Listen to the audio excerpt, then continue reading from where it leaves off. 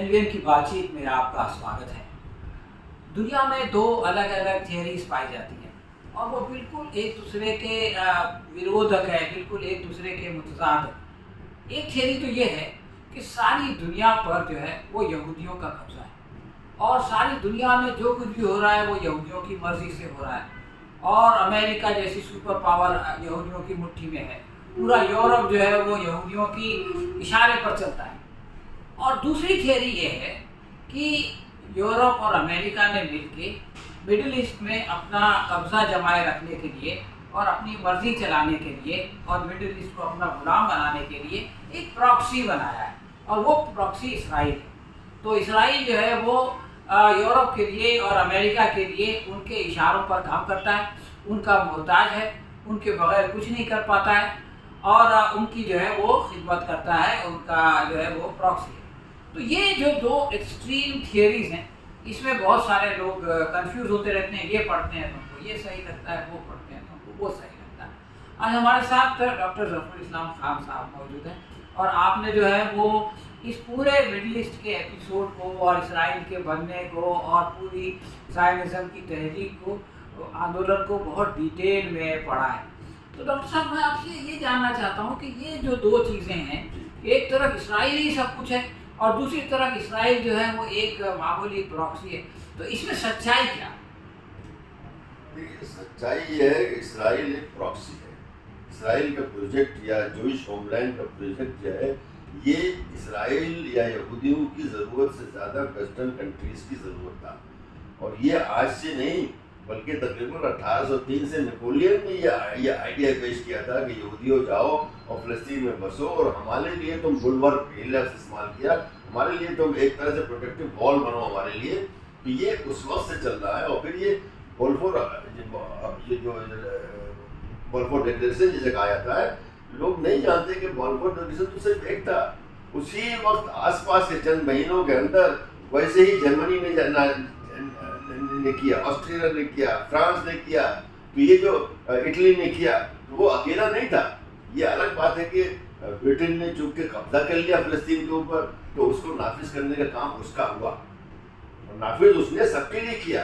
League of Nations क्या थी? League of Nations तो उस वक्त जो थी वो तकरीबन वेस्टर्न कंट्रीज पर ही थी। हम लोग तो यहाँ पर गुलाम बने हुए थे।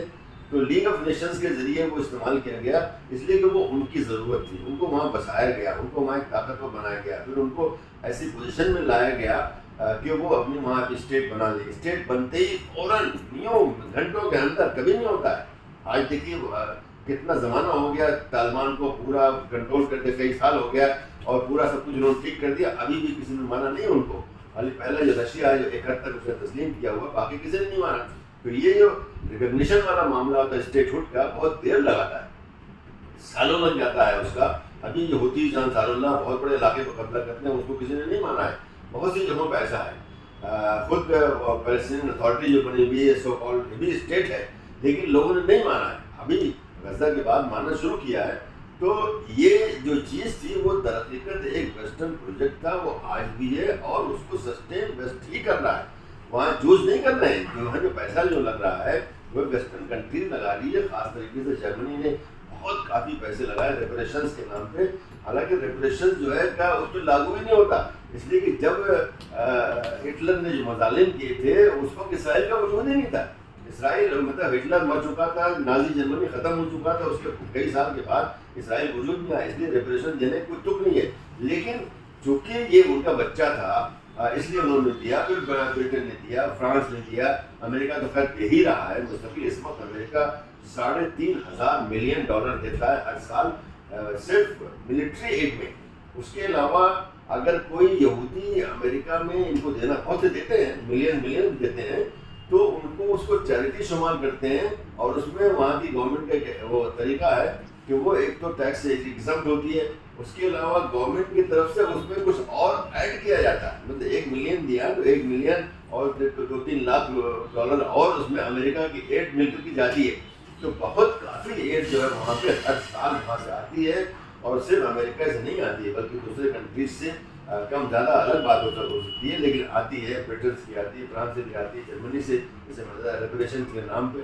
और हालांकि इतना ज़माना हो गया, अब तो اسرائیل مطلب نازی جرمنی کو ختم ہوئے اس نے تو 80-85 سال 90 سال ہونے والا ہے، اس کے باوجود جو ریپریشن جاری ہے ان کو مل رہا ہے. تو اسرائیل کو یہ سسٹین کرتا ہے. اور جیسا کہ میں نے ابھی پڑھا ہے اور بار بار اس بات کو بتایا ہے کہ بہت ہی ایک کروشل بات جو ہے جرمنی کے چانسلر یعنی پریزیڈنٹ نے کہی ہے، اسرائیل ہمارا ڈرٹی ورک کر رہا ہے. بھائی اس سے زیادہ آپ کو ثبوت اور کیا چاہیے؟ وہ اقرار کر رہا ہے کہ ہم کو جو کام کرنا چاہیے تھا مڈل ایسٹ میں وہ اسرائیل کر رہا ہے. اب اسرائیل کیا کر رہا ہے؟ اسرائیل لوگ کمزور رکھے ہوئے ہیں.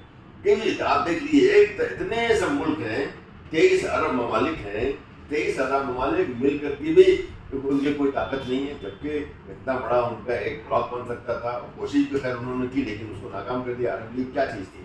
عرب لیگ. اس کے بعد ایک چھوٹا سا بلاک جو ہے گلف جو کوآپریشن کاؤنسل بھی بنا اسی طرح سے کہ بھئی ایک ہو، لیکن اس کو بننے نہیں دیا. اس کو سبھی کمزور ہیں، بس کاغذی کے اوپر زیادہ ہیں. تو اسرائیل ایک طرح سے یہ کام کرتا ہے کہ ویسٹرن کنٹریز یا خاص طور سے امریکہ ہے، لیکن امریکہ کے ساتھ سب دوسرے بھی شامل ہیں، کوئی یعنی اس میں چھوٹے موٹے ملک ہے، پولینڈ ہے، یہ ہے، وہ بھی سب شامل ہیں جو بھی ان کے ساتھ ہے، کہ ایک طرح سے یہ سب ان کے مارکیٹ ہے. آپ کچھ بھی پیدا کرو اس میں لا کے ڈمپ کرو، اس میں جا کر کے پورا مڈل ایسٹ میں آپ جائیے آپ کو خود نظر آئے گا کہ وہاں کی اپنی کوئی چیز ہے ہی نہیں. ابھی کوئی پلاسٹک پر سے کسی بنا لیتے ہیں الگ بات ہے، لیکن کوئی بڑی انڈسٹری یا کہ پیسے کوئی کمی نہیں ہے. عام انڈسٹری بالکل منع ہے ان کے لیے، بنا ہی نہیں سکتے، اس کو منع ہے. یعنی اگر کریں گے تو پورے سینکشن وغیرہ آنا شروع ہو جائیں گے. تو اس طرح سے اسرائیل ان کا کام کرتا ہے اور اسرائیل بھی یہ بات جانتا ہے. اور جس دن بھی انہوں نے اسرائیل کو آنکھ دکھائی اسرائیل نے مانا ان کی بات فوراً. اگر انہوں نے 56 میں جو ایزن ہاور نے ان سے کہا کہ نکل جاؤ تو نکلے وہ. ایسا یہ سرائے سینا کو چھوڑ کر کے جب ناصر نے اس کو سویس کنال کو نیشنلائز کیا تھا اس وقت جو امریکہ کی پالیسی کے خلاف تھا. بھائی یہ جو ہے وہ سمجھ رہے تھے، امریکہ نے یہ سمجھا کہ برٹن اور فرانس جو ہے دوبارہ یہاں پہ اپنا قبضہ جمانا چاہتے ہیں. جبکہ سیکنڈ ورلڈ وار کے بعد امریکہ نے کہا کہ اب تو یہ سب ہمارا ہے، یہ تمہارا کل تھا آج ہمارا ہے. یہ تو جو اس وقت 56 میں ہوا تھا وہ اس کو امریکہ نے یوں دیکھا کہ یہ جو ہے یہ طاقتیں جو ہے برطانیہ اور فرانس جو کہ ٹریڈیشنلی اس علاقے کے اندر قابض تھیں یہ واپس آنا چاہتی ہیں. ان کو ایک وارننگ دیا ہے ان کو کہ کٹ سے نکلے وہاں سے. اس طرح وہ بھی نکلے، اسرائیل بھی نکلا، سب لوگ نکلے. تو جب وہ چاہتے ہیں تو کرا لیتے ہیں اس کو. تو اس لحاظ سے یہ سب دیکھنا چاہیے کہ اسرائیل ایسا نہیں ہے کہ وہ ان پہ کرے. یہ جو دونوں کے وہ کنورس کرتے ہیں دونوں. اسرائیل جو چاہتا ہے وہ امریکہ بھی چاہتا ہے، اور اگر جو امریکہ چاہتا ہے اسرائیل جو امریکہ یعنی اسرائیل چاہتا ہے امریکہ نہیں چاہتا ہے تو وہ نہیں ہوگا. وہ ان سے کہتا ہے کہ دیکھو اب لبنان پر اس لیے لبنان ایک کرسچن ملک ہے ان کے نزدیک. حالانکہ اگر شیعہ سنی کو دونوں کو ملا دیں گے تو لبنان ایک مسلم ملک ہے، لیکن انہوں نے اس طرح سے اس کا بندرماٹ کیا ہوا ہے کہ شیعہ کو الگ گنتے ہیں، روس کو الگ گنتے ہیں اور سنی کو الگ گنتے ہیں. تو اس طرح سے کرسچن میجورٹی ہوتے ہیں. تو ویسٹرن کنٹریز آج بھی لبنان کو ایک کرسچن ملک سمجھتے ہیں. اس لیے لبنان میں ایک حد مقرر کر رکھی ہے، دیکھو اس سے آگے مت جانا اسرائیل کو، وہاں کی گورنمنٹ کو ٹاپل مت کرنا. وہاں کی جو ہے مار دیا حزب اللہ کو مار دیا ٹھیک ہے، لیکن لیبنیز آدمی بے اٹیک نہیں ہوا آج تک، ایک بھی جو ہے گولی نہیں چلی اسرائیل کی لیبنیز آدمی کے اوپر. تو کچھ حدود مقرر کرتی ہے جس کو اسرائیل پالن کرتا ہے. کل جو کوئی اور حدود مقرر کرتے اسے کرے گا. تو وہ بیسک کام یہ ہے کہ اس پورے ایریا کو سبڈیو کرنے کا، اس پورے ایریا کے مارکیٹ کو امریکہ اور جو ویسٹرن کنٹریز کی جو پروڈیوسرز ہیں ان کے لیے کھولنے کا، یہ بیسک کام وہ کر رہا تھا اور آج بھی کر رہا ہے. اور جب تک ان کو لگے گا کہ یہ کام ان کے ذریعے ہو سکتا ہے، اگر کل کوئی اور طاقت آ جائے جیسے ایجپٹ ہی آ جائے جو کہے کہ میں یہ کروں گا. اس سے پہلے بھی آپ دیکھ چکے شاہ ایران کو policeman of the Gulf کس نے بنایا تھا. یہ جو ان کا خیال تھا کہ شاہ ایران میں اتنی طاقتور طاقت ہے کہ اس پورے ایریا کو ہمارے لیے کنٹرول کر سکتا ہے، ان کے لیے امریکہ کو بھی کنٹرول کر سکتا ہے. اس ایریا میں شاہ ایران تھا، اس ایریا میں اسرائیل تھا.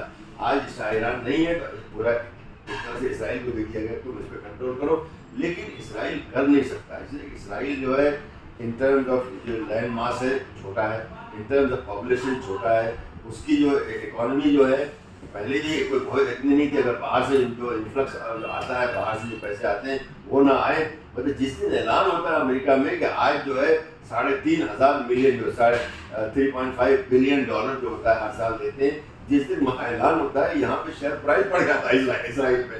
تو وہ اس کے منتظر رہتے ہیں وہ آئے وہاں سے وہ.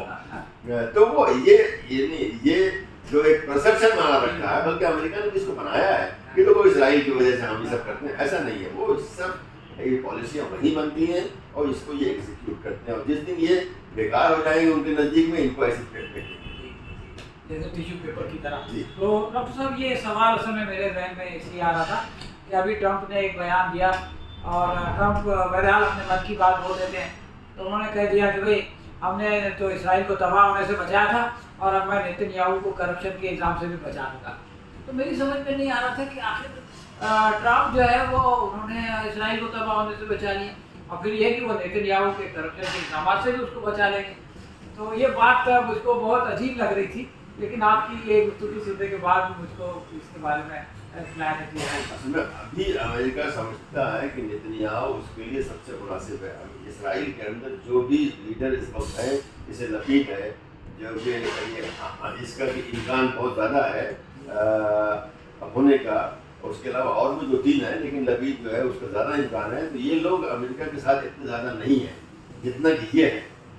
یہ آدمی جو ہے روتلیس ٹائپ کا، جیسے ہمارے مودی صاحب ہیں ایسے روتلیس آدمی ہے، کچھ بھی کرنا بھائی بالکل بلڈوزر طرح سے کام کرتا ہے. تو وہ ان کو بہت ان کو سوٹ کرتا ہے ایسا آدمی.